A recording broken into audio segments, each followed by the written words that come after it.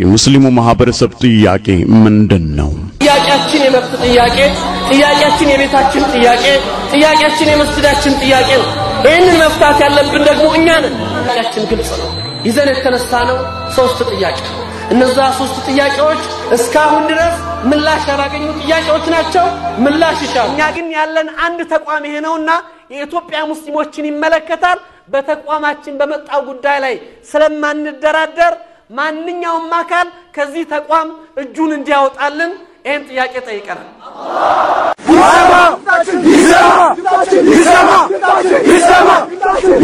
የእናንተው ድምጽ የሆነው ቢቢኤን ነው። መጅሊስና መንግስት በአቋራጭ ምርጫ የሚመስል ቅርጫ ለማድረግ ሩጫ ላይ ናቸው። እኛም በአሁኑ ጊዜ አንገብጋቢውን የምርጫ ሂደት አስመልክቶ ኮሚቴዎቻችንም ብሎም ህዝባችን የሚፈልገው እውነተኛ የምርጫ ሂደት ምን መምሰል እንዳለበት የሚያትት ለህዝብ ያልደረሰ የኮሚቴዎቻችንን አደራ ወቅቱን ጠብቀን አድርሰናል። ስለ ምርጫ ሂደት እንደ ሙስሊም ማህበረሰብ እንደ ኮሚቴ አቋም ይዘን ምርጫችን በመስጊዳችን ነው የሚደረገው። ከዛ ውጭ ወዴትም አንመለስም።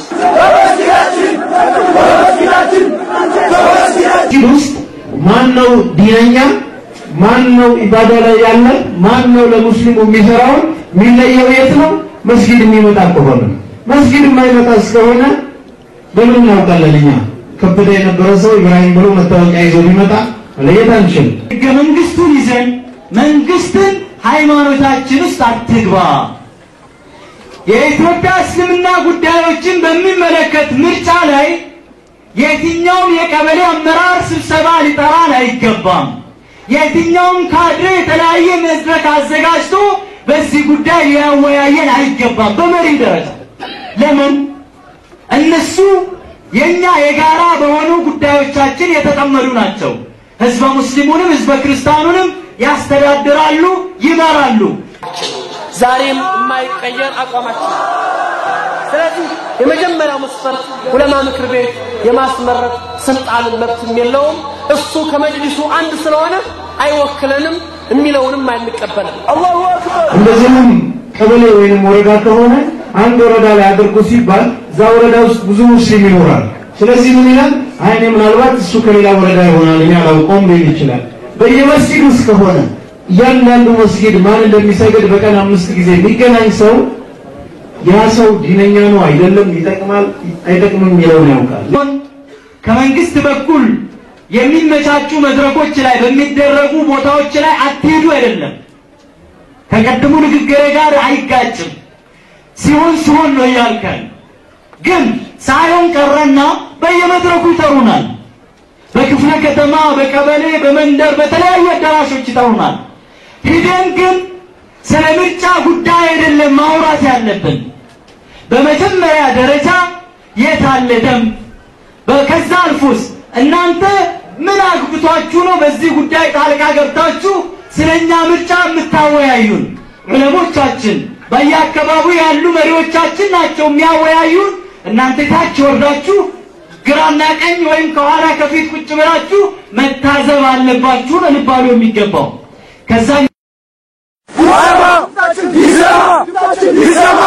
ኢትዮጵያውያን ሙስሊሞች ሚያዝያ 12 ቀን 1966 ባደረጉት ታላቅ ሰላማዊ ሰልፍ የኃይለ ሥላሴ ስርዓት ከተገረሰሰ በኋላ መጋቢት 4 1968 የኢትዮጵያ እስልምና ጉዳዮች ጠቅላይ ምክር ቤት የተሰኘ መጅሊስ መቋቋም ችሏል።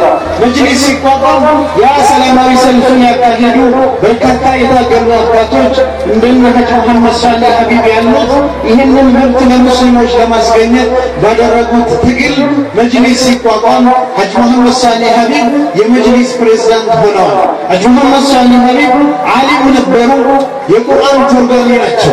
ቁርአን በአማርኛ ተተርጉሞ አሁን ያለውን ከሀጂ መሐመድ ሰይድ ሷዲቅ ጋራ በጋራ ሆነው ሀጂ መሐመድ ሳሊህ ሀቢብ ናቸው የተረጎሙ። እነዛ የቁርአን ሙፈሲር የነበሩ ዓሊም ናቸው። የመጅሊስ መሪ እስከ 1981 የነበሩት እሳቸው ከሞቱ በኋላ ግን መጅሊስ ህዝቡን በሚወክል ህዝቡ በሚፈልገው መልኩ ሊሄድ አልቻለም።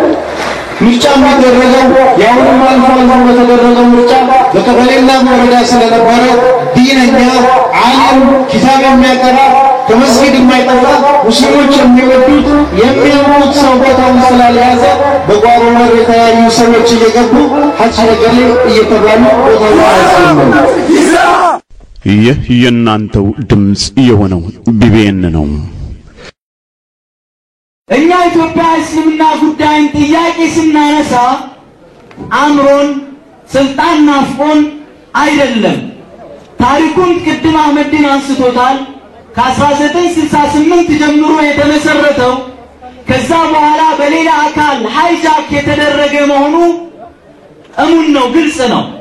ኢትዮጵያ ሙስሊሞች በተለያየ ጊዜ በ1984 በ87 በ92 በ97 በ2002 ከታች ከክልል ከተሞች ወይም ከወረዳ ከቀበሌዎች ጀምሮ እስከ ፌደራል ድረስ ፒቲሽን በመፈረም ፊርማ በማሰባሰብ አንዳንድ ቦታዎች ላይ የተደረገ ምርጫ ተጭበርብሯል።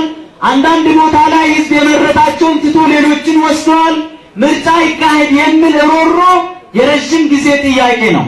በተለይ ምርጫ 97 ላይ ጠቅላይ ሚኒስትሩ ራሳቸው ህዝበ ሙስሊሙና ክርስቲያኑን በአንድ ላይ በሰበሰቡበት ቦታ ላይ ከዚህ ምርጫ እንለፍ እንጂ መጅሊስን እናንተ ህዝበ ሙስሊሙ በሚፈልገው መልኩ እንዲዋቀር ትብብር እናደርጋለን አሉ። ከዛ በኋላ የውሃ ሽታ ነው የሆነው። ከዛ ምን ይላል? የሃይማኖት ተከታዮች ሃይማኖታቸውን ለማስፋፋት ለማደራጀት የሚያስችሏቸው የሃይማኖት ትምህርትና የአስተዳደር ተቋማትን ማቋቋም ይችላሉ ይላል። ይህንን መሰረት አድርገን ነው መጅሊስ በተለያየ ጊዜ የተለያየ ጥያቄ ቀርቦበታል። መስጂድን ራሴ ላስተዳድር ሀታ መስጂዳችንን ተውሉን እያለ ነው። እንደው መስጂዳችንን እንኳን እኛው እናስተዳድረው እኛው እንኖርበት እያለ ነው። በትክክል የሚኖሩ መሪዎች ይምጡ። ስለዚህ እነዚህን ጥያቄዎች ጠይቀናል። መጅሊስ በተለያየ ጊዜ የተለያየ ጥያቄ ቀርቦበታል። ለምንድነው ጥያቄ የቀረበበት? ማንም ከመጅሊስ መሪዎች ጋር የግል ጥል ያለው የለም።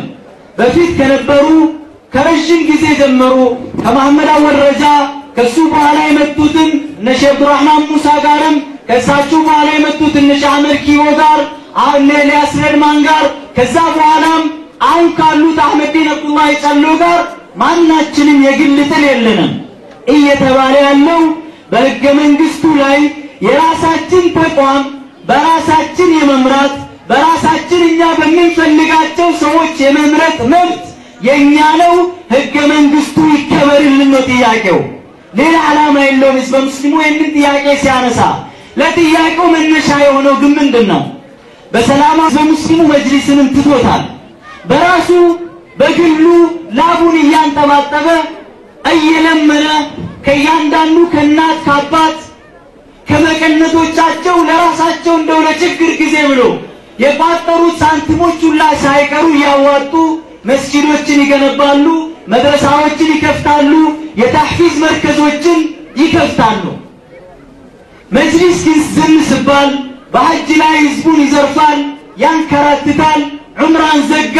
ከዛ አልፎ ግን በተለያየ ጊዜ ማዕት ደብዳቤዎች በዛሬው ጊዜ በእጃችን አሉ ለተለያዩ የመንግስት መስሪያ ቤቶች እነዚህ ዑለማዎች ይታገዱልን፣ እነከሌ መስጂድ ይታሸግልን፣ እነከሌ ዱዓቶች ይታሰሩልን፣ እነከሌ መርከዝ ተህፊዝ ይዘጋልን የሚሉ በማህተማቸውና በፊርማቸው የተረጋገጡ ማዕት ደብዳቤዎች አሉ። ያ ሁሉ አልፈን ግን በቅርብ ጊዜ ከ8 ወራት ወይም ኦልሞስት ከዓመት ጀምሮ ግን ቤታችን መጣብን።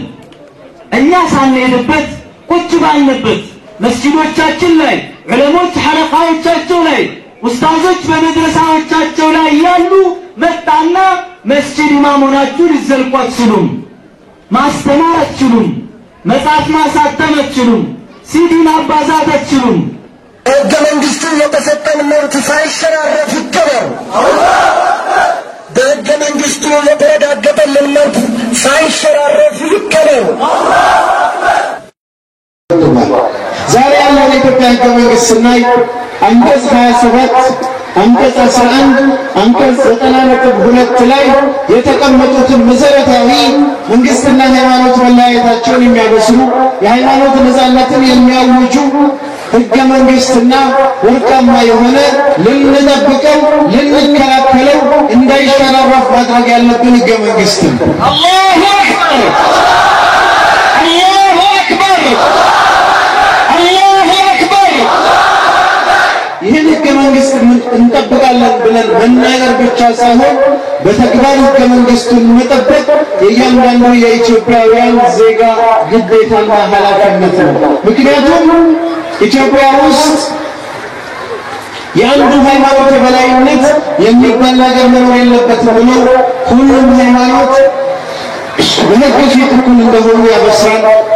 ሁሉም ሃይማኖቶች በነፃነት በግልም ይሁን በቡድን እንደዚሁም የሚመራቸውን ድርጅት በፈለጉበት መልኩ የኢትዮጵያን ሕገ መንግስት በጠበቀበት መልኩ ተደራጅተው አማኞች ሙስሊም ይሁን ኦርቶዶክስ ይሁን ፕሮቴስታንት ይሁን በነፃነት መብታቸውን አስከብረው ድርጅታቸውን በሚመቻቸው መልኩ አዋቅረው የመሄድ መብቱ አላቸው ብሎ አረጋግጠዋል። ይህ የእናንተው ድምጽ የሆነው ቢቢኤን ነው።